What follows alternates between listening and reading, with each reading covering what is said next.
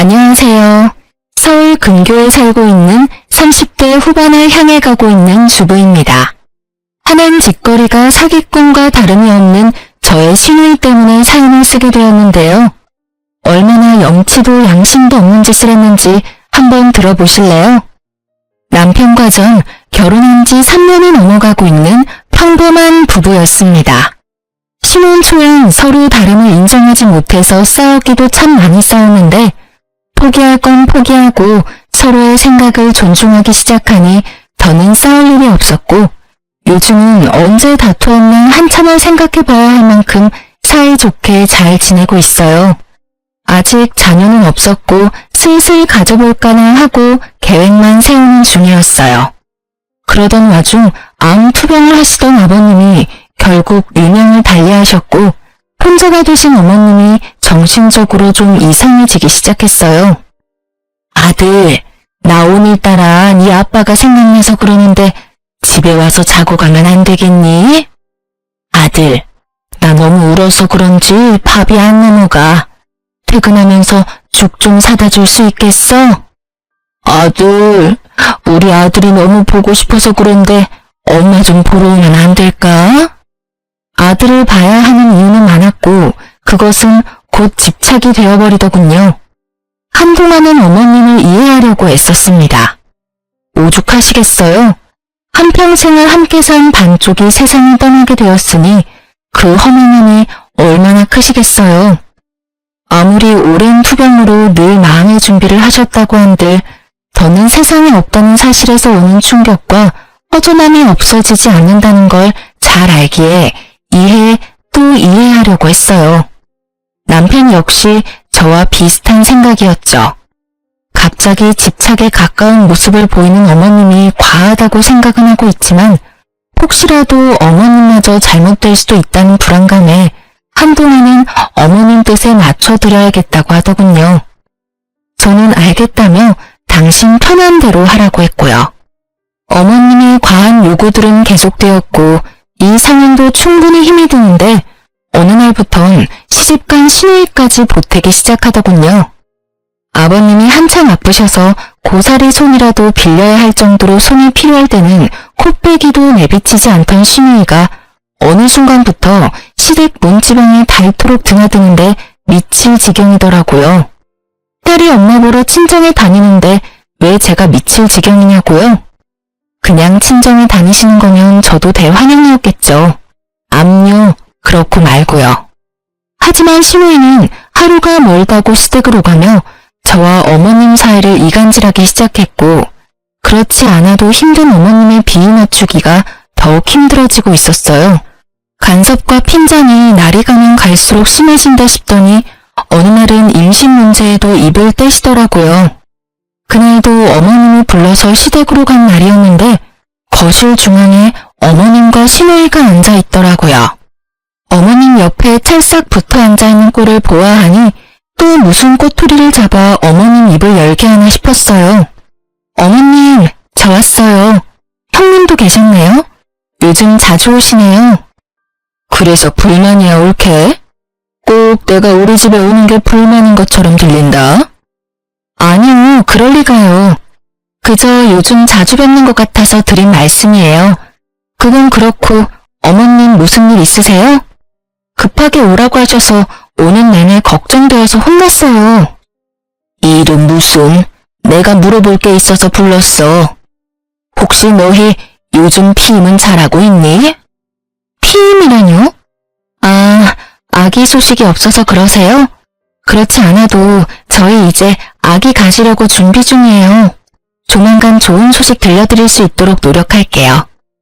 대부분 시어머니 입에서 임신, 피임 이런 이야기가 나오면 당연히 그 다음 말은 손주를 기다리고 있다는 말 아닌가요?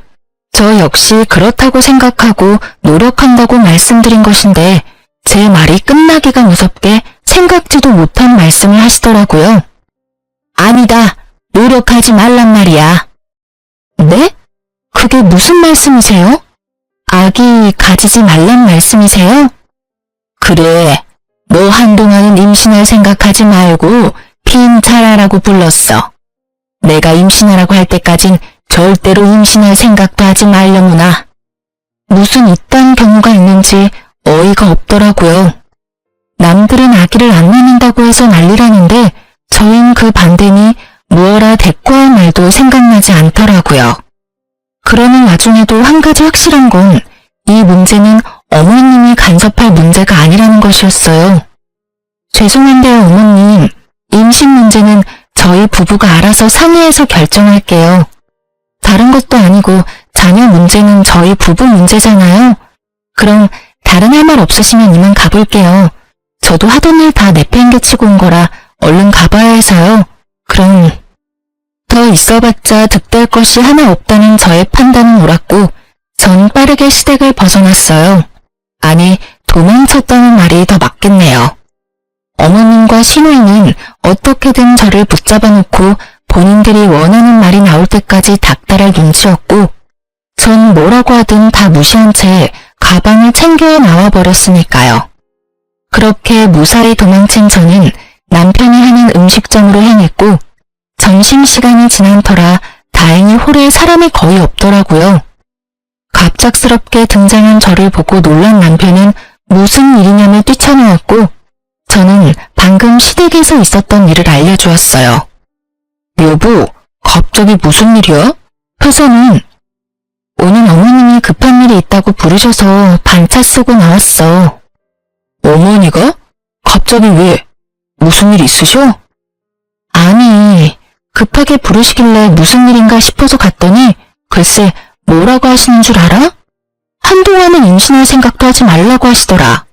피임 잘하라고. 내가 참 듣고 있는데 어이가 없어서. 뭐라고? 그게 정말이야? 그래, 당신이 생각해도 그건 좀 아니지 않아? 아무리 어머님이라도 어떻게 임신 문제까지 간섭하실 수가 있어. 하물며 임신하지 말라니. 이게 말이 되는 상황이야? 내가 웬만하면 당신 가게까지 안 오려고 했는데 상황이 당신이 안 나서면 안 될 것 같아서 왔어. 글쎄 내가 그건 우리가 알아서 한다고 딱 자르고 나오려는데 원하시는 대답 들을 때까지 붙잡아두려고 그러시는지 형님이랑 어머님이랑 합심해서 잡고 안 놔주시더라니까. 그래서 겨우 뿌리치고 도망치다시피 해서 나왔어. 누나까지 있었단 말이야? 그래서 당신은 다친 데는 없어? 다친 데는 없어. 그나마 다행이네. 아니, 그나저나 도대체 왜 그러는 거야? 안 되겠다. 당장 가자. 이런 문제일수록 미루면 안 돼. 누나도 한 자리에 있을 때 단판을 지어야지. 저보다도 더 화가 난 남편은 저를 데리고 다시 시댁으로 향했고 시댁에 들어서니 시누이와 어머님이 하하호호 이야기를 나누고 계시더라고요. 이내 화가 잔뜩 난 남편과 저를 발견하시곤 표정을 싹 바꾸시긴 했지만요. 그새 가서 일렀어 옳게? 빠르기도 하지. 넌 엄마한테 그게 무슨 표정이야? 얼른 표정 관리하지 못해? 누나는 일단 빠지지 그래. 조용하고 기다리고 있으면 누나 차례 될 테니까 할 말 있으면 그때 해. 단호한 남편의 말에 시누이는 약간 겁을 먹은 듯 입을 다물었고 그런 모습을 지켜보던 어머님이 나서시더군요. 왜? 이 엄마한테 따지기라도 하려고? 아니, 그저 의견을 말하러 왔어. 이 사람한테 이야기는 대충 들었는데 임신하지 말라고 했다며? 그게 시어머니가 한 말이야? 그리고 그런 문제까지 왜 엄마가 이래라 저래라 해. 그건 엄연히 부부 문제고 우리가 알아서 할 문제야. 앞으로 부부 문제 가지고 이 사람 불러서 이래라 저래라 하지 마. 이것 봐라. 집안에 여자가 잘못 들어오니 내가 별꼴을 다 본다니까. 부부 문제? 너희끼리 알아서 할 문제야? 그게 왜 부부 문제야? 새로운 가족이 탄생하는 건데 우리 모두의 문제지. 넌 꼭 이런 사소한 것까지 네 남편한테 일러 바쳐야 했어? 그냥 내 하고 시키는 대로 했으면 얼마나 좋아. 내가 다 생각이 있어서 그런 건데 꼭 이렇게 집안에 분란을 만들어야지 속이 편하니? 저 물건 하나 때문에 위계 질서가 다 무너지는구나. 집안 꼴 잘 돌아간다. 잘 돌아가. 본인이 과했다는 생각 따위는 전혀 할 생각도 없으신 어머님은 급기야 저와 남편에게 곡소리를 하시며 따지기 시작하셨고 옆에서 차례를 기다리던 시누이 역시 지금이다 싶었는지 되지도 않는 이유로 저한테 트집을 잡더라고요. 엄마, 너무 속상해하지 마. 내가 있잖아. 응? 옳게, 좋게 넘어갈 수 있는 상황을 이렇게까지 만들어 놓으니까 속 편해? 엄마 말대로 그냥 네 하고 넘어갔으면 되는 문제를 굳이 이렇게 키워서 부모와 자식 간에 싸움 붙여놓으니까 만족스럽냐고. 두 사람의 반응을 보고 있던 남편은 도무지 대화가 통할 사람들이 아니란 걸 느꼈는지 제 손을 꽉 잡고 화를 내더군요. 말도 안 되는 소리들 좀 하지 마. 그게 왜 이 사람 탓이야? 애초에 이 사람 불러서 그런 말 한 사람들이 제정신이 아닌 거지. 괜히 엄한 사람 죄인으로 몰지 말고 본인들 반성부터 좀 해. 그리고 누나도 며느리면서 어떻게 그따위로 말을 할 수가 있어? 아무리 생각해도 이해가 안 된다 정말. 어쨌든 우린 갈 테니까 앞으로 이런 일로 나나 이 사람이나 집으로 부르지 마. 알겠어? 언성을 높이며 한바탕 쏟아낸 남편은 저를 데리고 그대로 밖으로 나가버렸어요. 그래도 화가 풀리지 않는 것인지 저를 보며 이렇게 말하더군요. 자기야, 앞으로 우리 최소한의 도리만 하면서 살자. 아버지 돌아가시고 혼자 된 엄마가 걱정되어서 과한 요구도 다 들어줬더니 엄마가 그래도 된다고 생각하는 것 같아. 그러니까 앞으로는 당신도 잘하려고 애쓸 필요 없어. 그렇지 않아도 집안일 하랴 회사일 하랴 힘들 텐데 괜한 스트레스 더하지 말란 말이야. 알겠지? 알겠어. 알겠으니까 그만 화 좀 풀어. 말은 이렇게 했지만 저는 몰라도 남편이 자식으로서 최소한의 도리만 한다는 것은 쉬운 일이 아니더군요. 남편은 예전보단 현저히 줄긴 했지만 아예 발길을 끊지는 못하고 가끔 찾아뵙는 듯 했어요. 충분히 이해할 수 있는 남편의 행동이기에 전 별다른 말을 하지 않았죠. 저라도 시댁에 불러다니지 않아도 되는 그 상황에 만족하자 이렇게 생각했어요. 그러던 와중 전 임신을 하게 되었고 남편과 저는 그야말로 세상을 다 가진 것처럼 기뻐했어요. 혹시나 자연 임신이 힘들 만큼 늦은 것이면 어떡하나 싶었거든요. 하지만 임신 준비를 시작한 지 반년도 되지 않아 임신이 성공하니 상상 이상으로 기쁘더라고요. 하지만 그렇게 기쁜 마음도 잠시 시댁에 알려야 하나 말아야 하나 고민이 되더라고요. 어머님이 그간 보이셨던 모습을 보면 조금이라도 늦게 말씀드려야 한다 싶다가도 그래도 집안의 경사와도 같은 기쁜 일인데 하루라도 빨리 알려드려야 하는 것이 맞다 싶었으니까요. 제가 이런 생각들로 고민을 하고 있자 남편이 이렇게 말하더군요. 그러지 말고 그냥 말씀드려. 말은 그렇게 하셨어도 막상 손주 가졌다고 하면 기뻐해 주실 거야. 그러실까? 그럼 설마 임신했다는데 욕이라도 하겠어? 그렇겠지? 그래. 아직 찾아뵙고 싶지는 않고 전화로 말씀드려야겠다. 그래도 되지? 뭘 물어? 당신 편한 대로 하면 되지. 알아서 해. 전 남편 말을 믿어보기로 했고 용기를 내 전화로 임신 소식을 전했죠. 저의 임신 소식을 전해 들으신 어머님은 축하는커녕 다짜고짜 화를 내며 정신병에 가까운 억측을 주장하기 시작하더군요. 네가 웬일이냐? 그러고 가서 연락 한 통 없더니. 그게요 어머님, 저 임신했어요. 병원 가보니 4주 됐다고 하더라고요. 뭐? 임신? 너 정말 내 말이 우스웠니? 내가 한동안은 임신하지 말라고 했잖아. 아니, 어머님 그게 아니라요. 그런데 어머님, 제가 임신한 게 이렇게 혼날 일인가요? 전 도대체 이해가 되지 않아요. 분명 축하받아야 마땅한 일인데 왜 제가 혼나야 해요? 그걸 진짜 몰라서 묻는 게야? 네, 정말로 몰라서 그래요 어머님. 이유가 있다면 말씀 좀 해주세요. 저 정말 어머님이 왜 이러시는지 궁금해요. 너 요즘 내가 힘들어하는 거 잘 알고 있다고 했지?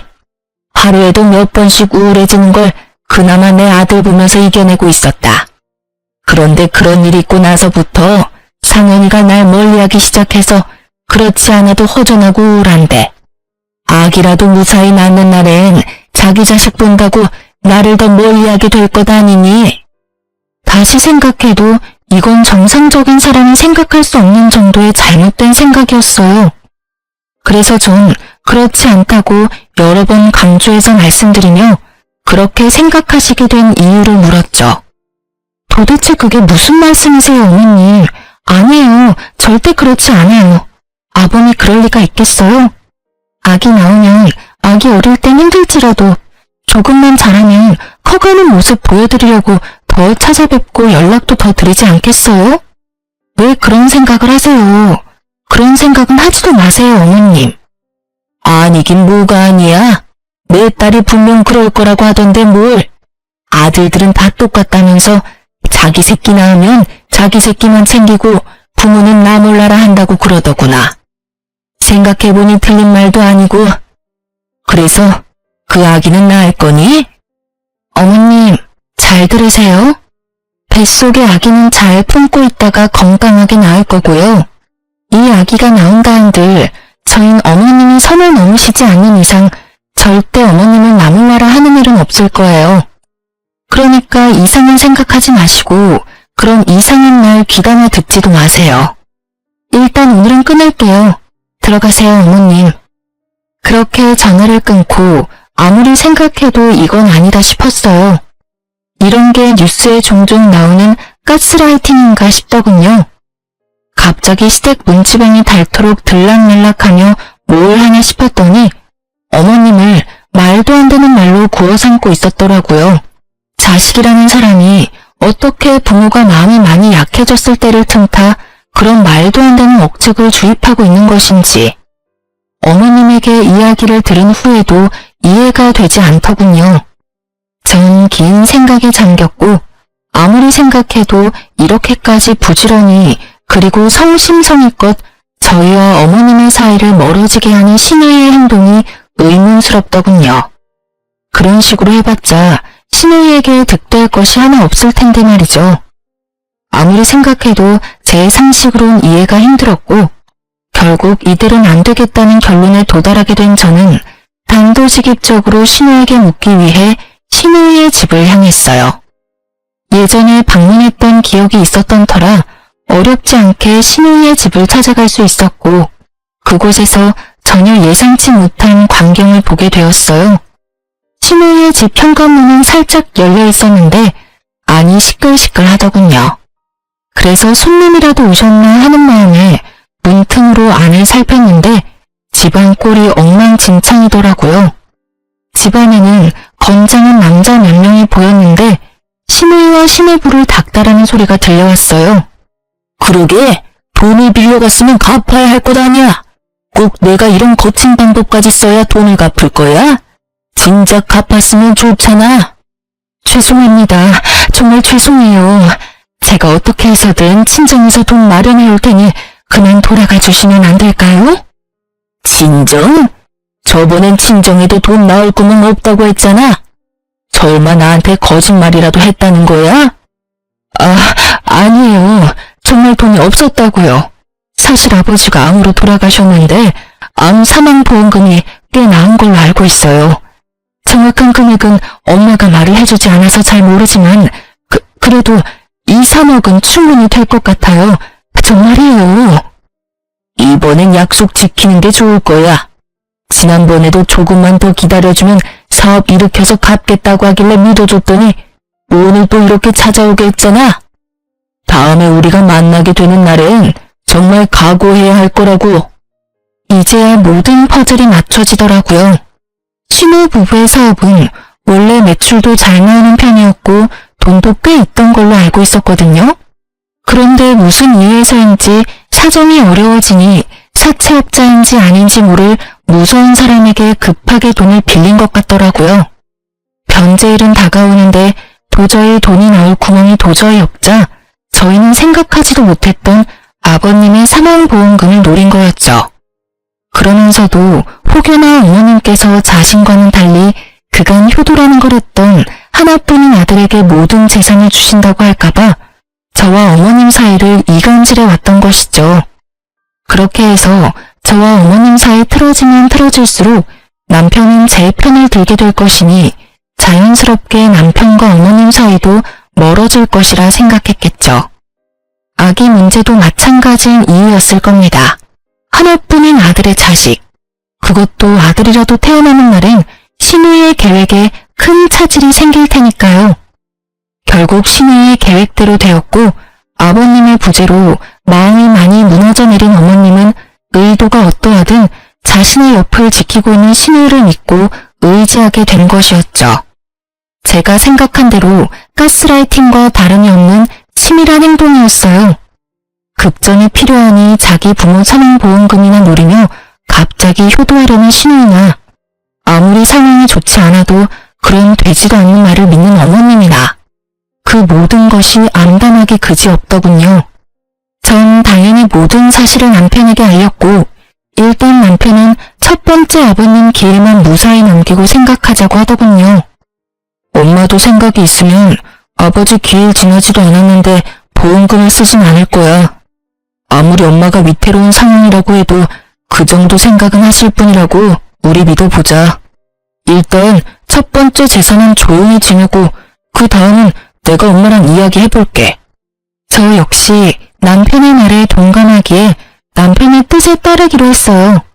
드디어 제삿날이 되고 전 두 사람이 꼴도 보기 싫었지만 살아생전 저를 정말 친딸처럼 여겨주셨던 아버님의 첫 기일을 무시하고 넘길 순 없었기에 차분히 마음을 정리하고 아버님만을 생각하며 시댁으로 향했어요. 아무리 아버님이 좋았다고 한들 혼자였다면 가지 않았을 수도 있었겠지만 임신한 제가 여러모로 걱정이라며 가게 문까지 닫고 함께 해준 남편 덕분에 좀 더 가볍고 든든한 마음으로 시댁에 들어갈 수 있었네요. 시댁에 들어선 남편은 아주 작정이라도 한들 제 옆에서 떨어질 생각을 하지 않더라고요. 하물며 화장실까지 따라와 앞에서 기다리는데 심각한 상황인데도 불구하고 웃음이 나와 혼났지 뭐예요? 그렇게 어디든 따라다니던 남편은 앞치마를 둘러매고 식당 사장님답게 풀이다운 솜씨로 뚝딱뚝딱 제사상을 준비하기 시작했죠. 그런 남편의 모습이 전 내심 흐뭇했지만 신우이와 어머님의 눈엔 거슬리기 짝이 없는 모양이더군요. 저희를 쏘아보던 신우이의 입을 열리고야 말았으니까요. 저게 무슨 꼴이래? 저 꼴을 좀 봐, 엄마. 엄마가 고생해서 키워놨더니 엄한 년만 좋은 일 시키고 이러려고 엄마가 그 고생해서 아들 키워냈어? 그러지 말고 엄마 얼른 상현이 좀 끌어내. 나 저 꼴 보고 있기 힘들어. 신우의 조종 스킬이 얼마나 대단한지 신우 말 한마디에 신우가 노발대발 화를 내며 남편을 끌어내려고 했고 남편 또한 절대 질 수 없다는 듯 어머님에게 맞대응하고 나서더군요. 상현이 너 그게 뭐 하는 짓이야? 당장 나오지 못해? 그렇지 않아도 가게에서 지겹게 주방일하는 녀석이 보아하니 어느 정도 한 것 같은데 인제 그만 집사람한테 맡기고 얼른 나와. 이왕 어느 정도 한 김에 마주하고 나갈 테니까 도와줄 거 아니면 아무 말도 하지 마. 뭐야, 그래도 이 녀석이 엄마 뒷목 잡고 넘어가는 꼴 보고 싶은 게야? 이런 걸로 뒷목 잡고 넘어갈 사람 아니란 거 잘 알고 엄마가 무슨 말을 하든지 이 사람 혼자 일하는 꼴은 절대 못 보니까 전 보기 싫으면 방으로 들어가. 괜히 보면서 서로 불편하지 말자고. 신혼 때 죽자고 싸운 보람을 여기서 느끼게 됐다면 여러분 웃으실 건가요? 전 정말로 신혼 때 하루가 멀다고 싸웠던 보람을 느끼게 되었고 그때 그 시절 제가 입이 마르게 강요했던 온전한 내 편이 된 남편이 참 든든하더군요. 그렇게 제가 살벌과 흐뭇의 기분을 오가는 사이 미친 여자임이 분명한 신우이가 이때다 싶었는지 추악한 본론을 꺼내들기 시작하더라고요. 저것 봐 엄마, 내 말이 맞지? 저 녀석 이제 엄마는 안종이도 없다니까. 저것도 아들이라고 키워놨더니 엄마 말 싹 무시하고 자기 마누라만 감싸는 것 좀 보라고. 엄마, 잘 생각해야 해. 하나뿐인 아들이라고 엄마가 재산 나눠주는 순간 엄마하고 딱 인연 끊어버리곤 자기들끼리 호의호식할 게 분명하다고.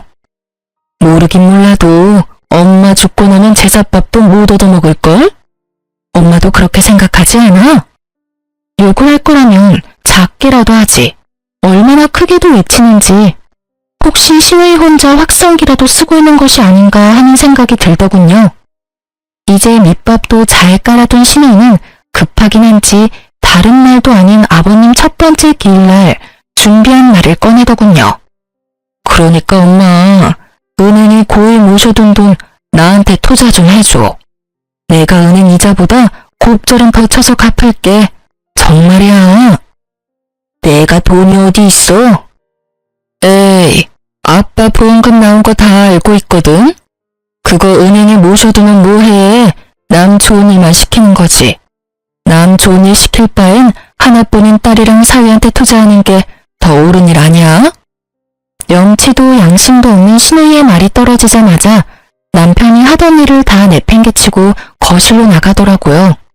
뒷모습에서도 분노가 느껴져 혹시나 하는 마음에 저 역시 남편의 뒤를 따랐죠.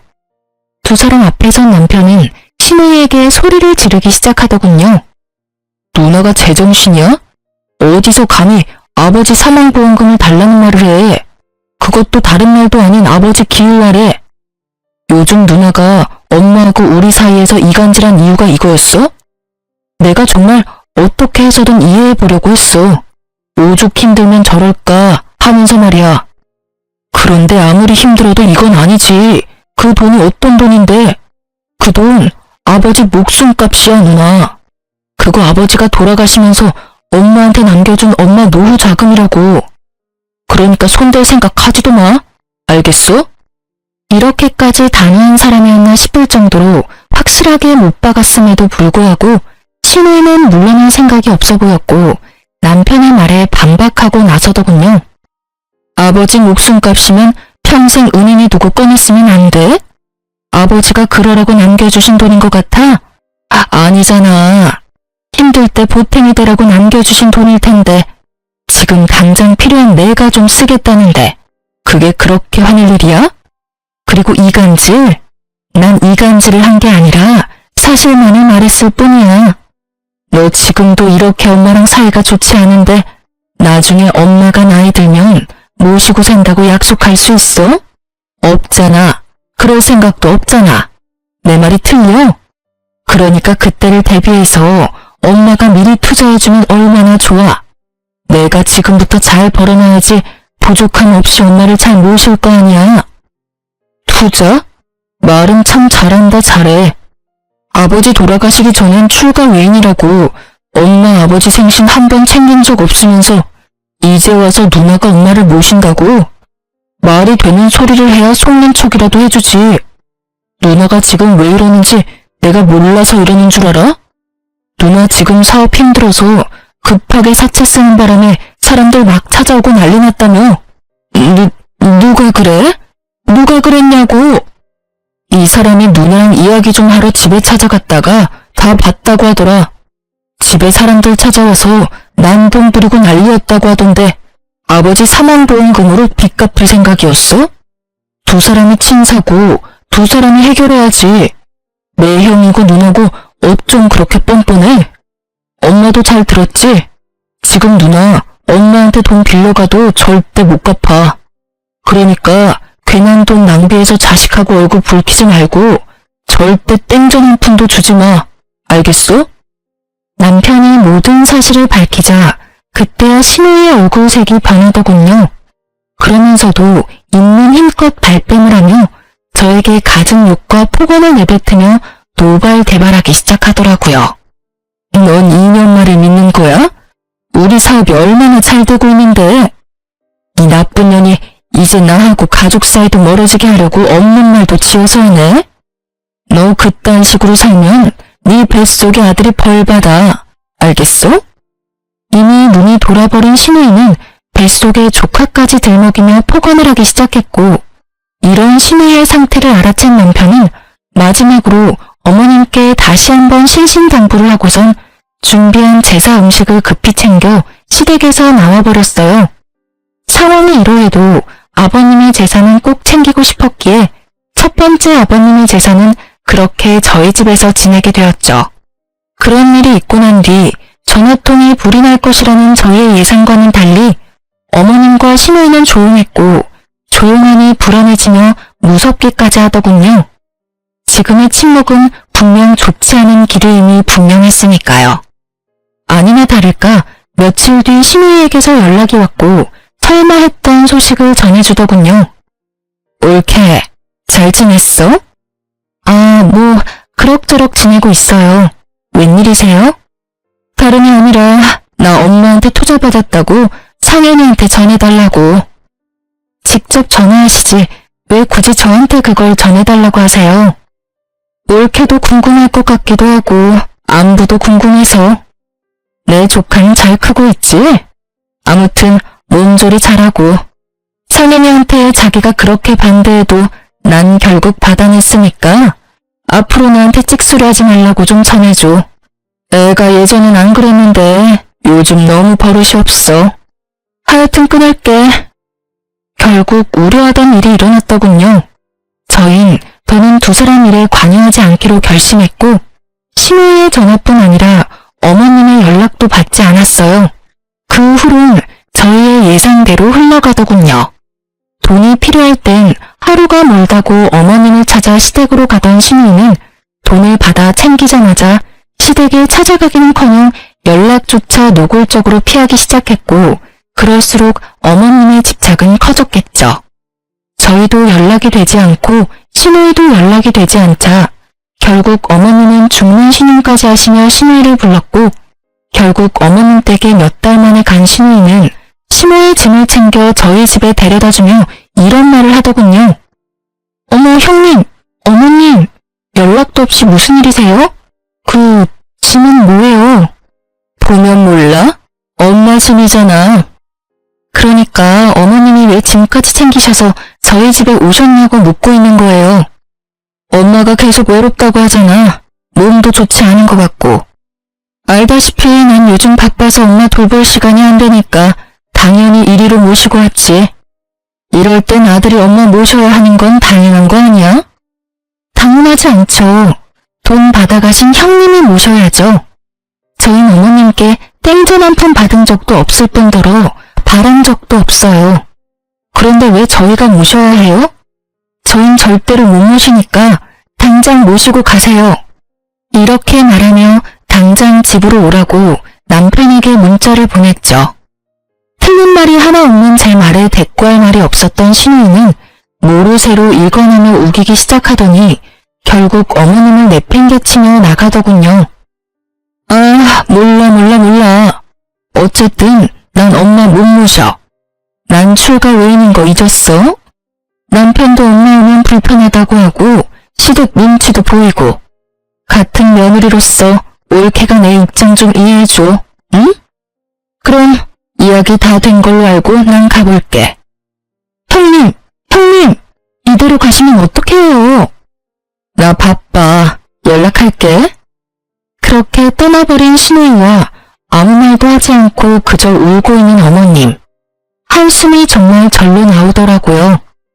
전 아무런 말도 하지 않은 채 남편만을 기다렸고 얼마 지나지 않아 남편이 들어오더니 어떻게 된 상황인지 대충 알겠다는 눈빛으로 어머님 짐과 어머님을 모시고 다시 나가더라고요. 묻지 않아도 남편이 향하는 곳은 시누이의 집이었고 다시 돌아온 남편은 혼자가 되어 들어오더군요. 이게 진짜 무슨 일이야? 당신 괜찮아? 어머님, 형님 댁 모셔다 드린 거지? 누나 집에 모셔다 드렸어.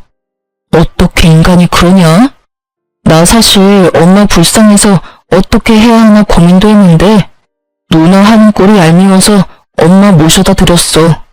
좋다고 돈 받아갈 때는 언제고? 누나도 누나지만 내 형도 어이없어. 엄마 모시고 가니까 나 몰라라 하고 밖으로 나가더라니까. 하긴 둘 다 똑같은 것들이니까 좋다 하고 같이 살고 있지. 남편의 화는 쉽게 가라앉지 않았고 많이 놀랐을 저를 걱정하면서도 시누이에 대한 분노를 쏟아내더라고요. 그렇게 얼마 뒤 시누이가 다시 찾아왔더군요. 얼마나 우셨는지 거의 탈진할 것만 같은 어머님을 모시고요. 어머님이 많이 미운 제 눈에도 어머님의 위태한 상태가 걱정되는 지경인데 신우이는 그런 어머님의 상태가 보이지 않는 것인지 어머님의 손과 짐을 던지다시피 하고 소리를 질러대더군요. 난 절대 돈 한 푼 없는 노인을 모실 생각 없어. 없다고. 그러니까 괜히 힘 빼지 마. 우리 집에 데리고 오지 말라고. 다시 찾아오기만 해. 문도 열어주지 않을 테니까 말이야. 발악에 가까운 말을 뱉어내던 신우이는 이내 차분해지더니 지금까지와는 차원이 다른 경악스러운 말을 하더라고요. 아, 맞다. 엄마 집 남았지? 혹시 알아? 엄마가 집 처분해서 또 나한테 투자해주면 그땐 진짜 모실지도. 내가 남편을 잘 설득해보겠다니 말이야. 그거 아닌 이상 난 죽어도 엄마 모실 생각 없으니까 그런 줄 알고 아들인 네가 알아서 해. 알았어? 저뿐 아니라 남편도 충격이 컸는지 아무런 행동도 말도 하지 못하고 멍하니 서 있더라고요. 저조차도 이게 인간인가 하는 생각뿐이었는데 남편은 더하면 더했지 모자라진 않았겠죠. 저희를 충격에 빠뜨리고 도망치듯 집을 나간 신우이와 그런 신우이가 나간 현관문만 멍하니 보며 눈물만 흘리고 있는 어머님. 이 상황을 어떻게 해야 하나 고민에 빠져있는데 어머님은 그제야 정신이 드셨는지 그야말로 대성통곡을 하시더라고요. 상황이 이렇게까지 되니 그 밉던 어머님이 참 불쌍하다는 생각마저 들더군요. 남편의 표정을 보아하니 남편도 제 생각과 별반 다르진 않은 것 같았어요. 결국 저희는 어머님을 받아들이기로 했습니다. 재산이 있든 없든 어쨌든 남편에겐 어머니였고 신우이의 입김이 있기 전까진 어머님도 꽤 괜찮은 사람이었으니까요. 저희는 어머님을 한 번 더 용서하고 이해해보기로 했던 것이었어요. 그냥 시댁으로 어머님을 모셔다 드리고 자주 왕래하며 지내는 방법도 있었지만 워낙 겪으신 일이 보통 일이 아니신지라 기력이 많이 떨어지셨더라고요. 혼자 계시게 했다간 정말 사람 잡겠다는 말이 나올 것만 같아 그냥 모시기로 했던 거죠. 이때까지만 해도 어머님을 완전히 용서했던 건 아니었기에 어쩔 수 없이 미운 마음이 있었어요. 하지만 불쌍하다는 마음이 더 컸기에 어머님께 잘해드리려 애썼어요. 이때쯤 전 사실상 퇴사를 했던 터라 어머님과 보내는 시간도 많았죠. 온종일 멍하니 계시는 어머님을 모시고 산책도 다니고 산책을 나가는 날엔 맛있는 것도 사 먹고 집으로 돌아오는 길엔 남편 가게에 들려 남편 일도 돕고 남편과 수다도 떨기도 했어요. 그렇게 한 달 조금 지났을까요? 처음엔 말씀도 거의 하지 않으시던 어머님이 점점 말씀도 많아지기 시작하시더니 어느 날엔 남편과 수다를 떨다가 환히 웃으시더라고요. 예전 어머님의 모습이었어요. 밝아지기 시작하신 어머님은 마음의 안정을 되찾으신 건지 집안일도 도와주시며 저에게 잘해주려 애쓰시더라고요. 그때쯤은 어머님에 대한 미움도 거의 사라지고 이대로 쭉 살아도 괜찮겠다 싶더라고요. 그렇게 어머님과 함께 평화로운 일상을 보내던 어느 날 잔뜩 굳은 표정의 어머님이 저에게 신우이를 불러달라고 하시더라고요. 자신의 전화는 받지 않는다면서요. 그래서 전 신우이에게 전화를 걸었고 제 전화 역시 받지 않아 오늘 당장 저희 집으로 오지 않는다면 형님네 집으로 찾아가서 나올 때까지 기다릴 거라고 문자를 남겼어요. 제 말이 통했는지 신우이는 얼마 지나지 않아 집으로 왔더라고요. 당당하다고 해야 할지 뻔뻔하다고 해야 할지 고개를 빳빳하게 쳐들고 들어오는데 제가 어머님을 대신해서 뺨 한 대 때려버리고 싶을 정도였어요. 하고 온 행색을 보니 빚도 잘 해결하고 사업도 어느 정도 되는 것 같더라고요. 하늘도 무심하단 생각이 들더군요. 저런 인간을 망하게 해야 할 텐데 하고요. 어쨌든 신우이는 어머님의 고갯짓에 따라 어머님의 앞에 앉았고 여전히 말하는 싸가지는 없더라고요. 바쁜 사람 왜 오라가라야? 할 말 있으면 문자로 하든가 하지. 아, 그래. 준비한 말이나 해봐. 신우이를 가만히 바라보던 어머님은 이내 어머님의 결심이라도 하신 듯 저와 남편조차도 몰랐던 차용증을 꺼내며 신우이에게 보여주더라고요. 신우이의 얼굴은 새파랗게 질려갔고 어머님은 그제야 소파에 등을 기대시며 말문을 열었습니다. 너 이거 기억하지? 내가 너한테 얼빠진 짓거리 할 때 작성했던 거란다. 네가 직접 적고 도장까지 적었으니 내용은 잘 알고 있을 테지만 내가 중요한 부분만 다시 읽어주마. 을은 갑이 도움을 필요로 할 시엔 무슨 일이 있어도 응해야 하고 만약 이를 어길 시엔 일시불로 모든 금액을 상환해야 하며 또한 갑이 정신적 피해를 보았을 경우 그 피해 보상도 해야 한다. 이렇게 쓰인 글 밑에 네 이름이랑 네 도장도 찍혀 있는데 다시 한번 확인해 보려는? 아니, 그게... 엄마, 그걸 지금까지 가지고 있었어? 그래요. 어머님은 신우이에게 홀려 돈을 빌려주던 와중에도 혹시나 하는 상황에 대비해 구체적인 조항까지 넣으며 차용증을 작성하셨더라고요. 그 당시 집에 사람들이 찾아와 난리를 피울 만큼 상황이 급했던 신우이는 설마 하는 마음으로 차용증을 흔쾌히 작성해 주었던 것이고요. 신우이가 어머님을 버릴 당시 어머님의 정신적 상태가 온전한 상태와는 거리가 멀었고 그렇기에 차용증 따위는 잊었을 거라 생각했던 신우이의 안일함이 불러온 결과였죠. 말까지 더듬어가며 아무 말이나 짓거리는 신우이와는 달리 어머님은 무섭도록 침착하게 말을 이어나가셨어요. 그럼 이게 내 노후 자금인데 잘 가지고 있었지. 딸아, 네 엄마가 아무리 정신이 나갔어도 할 건 다 했단다. 이거 이래봬도 작성한 날 공증까지 마친 차용증이고 며칠 전에 변호사도 만나서 상담해보니 차용증대로 실행 가능하다는 말도 들었지 뭐니. 그래서 하는 말인데 너 다시 돈 내놔야겠어. 그래도 네가 내 자식인데 일시불로 내놓으란 말은 하지 않으마. 그럴 필요까진 없고 다달이 갚아. 물론 이자까지 쳐서 갚아야 하는 건 알고 있지? 엄마, 내가 그럴 돈이 어디 있어. 나 요즘도 사실 힘들어. 힘들기는 네가 하고 온 꼴을 보니 이제 살만해 보이는구먼. 끝까지 거짓말할 거야? 정말이야 엄마. 내가 그런 걸로 거짓말을 하겠어? 다 모르겠고 네가 만약 돈을 갚지 않으면 난 널 깜빵에 보내는 한이 있더라도 고소할 테니 무조건 다 갚으렴. 엄마, 정말 너무하는 거 아니야? 어떻게 하나뿐인 딸을 고소한다는 말을 해? 그러는 넌 엄마가 2명이라서 엄마를 버렸니? 그렇게 울고불고 매달렸건만 그리 무질게도 엄마를 버렸어? 어머님은 결국 신우이에게 호통을 치셨고 신우이는 눈물을 흘리며 매달리기 시작하더군요. 엄마, 그땐 나도 사정이 있었잖아. 엄마가 그 정도도 이해 못해? 나 엄마 딸이잖아. 엄마 딸한테 꼭 이렇게까지 해야 해? 나한테 기회를 한 번만 더 줘. 내가 돈 생기는 대로 갚을게. 넌 너 좋은 때에만 엄마와 딸이라고 하는구나. 그리고 난 너에게 충분한 기회를 줬어.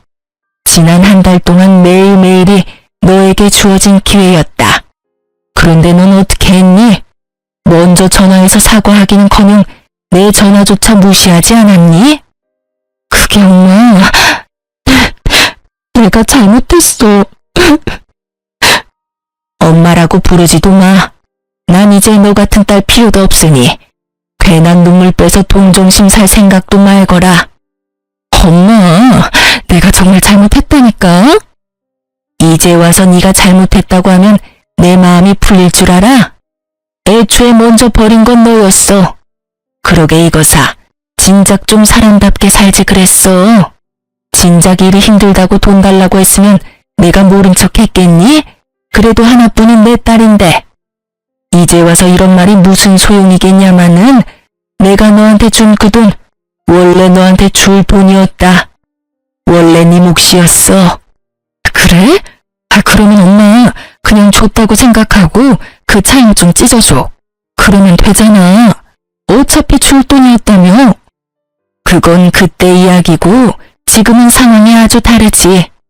너 같으면 단물만 쏙 빼먹고 부모 버리는 딸년한테 재산을 주고 싶겠어? 난 절대로 그렇게 할 생각 없으니 무조건 다 갚아. 알겠어? 신우이에게 할 말을 마치신 어머님은 어디서 그런 힘이 나셨는지 신우이를 질질 끌어다 집 밖으로 내쫓아 버리시더라고요. 밖에서 신우이의 우는 소리가 들려왔지만 절대 문을 열어주지도 열어보지도 않았어요. 저는 괜히 어머님의 눈치를 살폈고 그런 제 시선을 알아채신 어머님이 제 손을 잡으시더라고요. 아가, 내가 참 미쳤었어. 저런 것도 딸이라고. 날 위해서 하는 말이라고 믿어서는 무작정 너를 미워했었단다. 지금 와서 생각해보면 정말 미쳤었단 말밖엔 떠오르지 않는구나. 내가 그동안 네가 나한테 하는 행동들 보면서 반성을 많이 했어. 너도 내가 많이 미웠을 텐데 어떻게 나한테 그렇게 잘 대해줄 수가 있는지 내가 반성도 많이 하고 많이 배웠다. 그리고 고마워.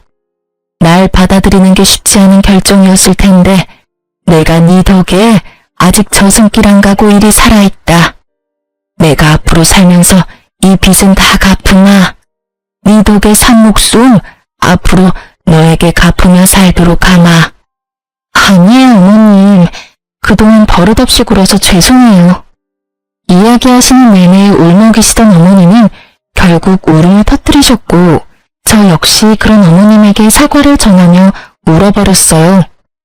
그렇게 저흰 눈물의 화해를 했고 이날을 기점으로 사이가 엄청나게 돈독해졌어요. 하루가 다르게 행복을 향해 달려가는 저희와는 달리 신우이는 나락으로 가고 있더라고요. 신우이가 직접 전해온 소식에 의하면 돈을 갚아야 한다는 사실을 안 신혜부는 신우이를 모질게 내쫓았다고 하더군요. 그러면서 하는 말이 곧 이혼까지 하게 되면 정말 오갈 데가 없다며 위자료 조금 받을 것 같은데 그 위자료를 줄 테니 자기를 좀 받아주면 안 되겠냐고 하더라고요. 그래서 전 딱 잘라 그 돈으로 살 집부터 구하고 남은 돈은 어머님 돈이나 갚으라고 말하곤 끊어버렸네요.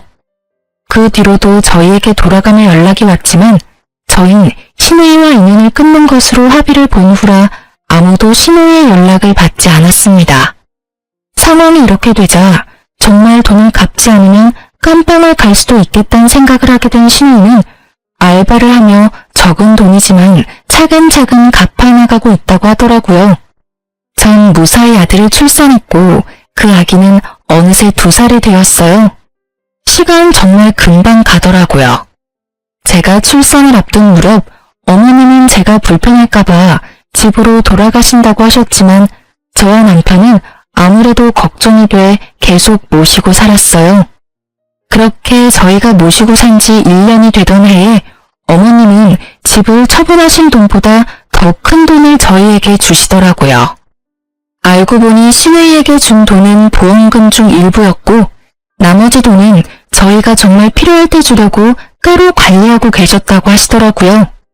저희는 한사코 필요 없다고 이 돈으로 남은 노후 돈이나 펑펑 쓰시라고 했지만 어머님은 손주한테 남은 돈을 펑펑 쓰시겠다며 일단 집부터 옮기자고 하시더라고요. 사실 당시에 저희가 살던 집은 외곽 지역의 20년 넘은 낡은 아파트였거든요. 저흰 기쁜 마음으로 어머님의 돈을 받아 평수도 넓고 지은 지 얼마 되지 않은 신축 아파트로 이사를 하게 됐어요. 처음 어머님을 울며 겨자 먹기로 모시기 시작했을 때 어머님과의 충돌이 걱정되기는 했어요. 하지만 지금은 그 걱정이 무색할 만큼 어머님이 많이 도와주고 계세요. 출산 후 힘든 것이 한두 가지가 아니었는데 옆에서 친정엄마보다도 절 더 살뜰히 챙겨주셨고 제가 산후 우울증이라도 올까 말동무도 잘해주시고요. 그 덕에 전 그 모든 순간을 넘기고 이렇게 사연까지 쓰고 있네요. 요즘엔 어머님이 친정엄마처럼 느껴질 때도 있으니 정말 가족이 된 거겠죠? 이렇게 저의 사연이 끝났어요. 저는 이만 아기 밥을 챙기러 가봐야 할 것 같아요. 사실 아까부터 아기가 배가 고픈지 간식을 달라고 칭얼거리네요. 어쨌든 저의 긴 사연 들어주셔서 감사합니다. 좋은 하루 되세요.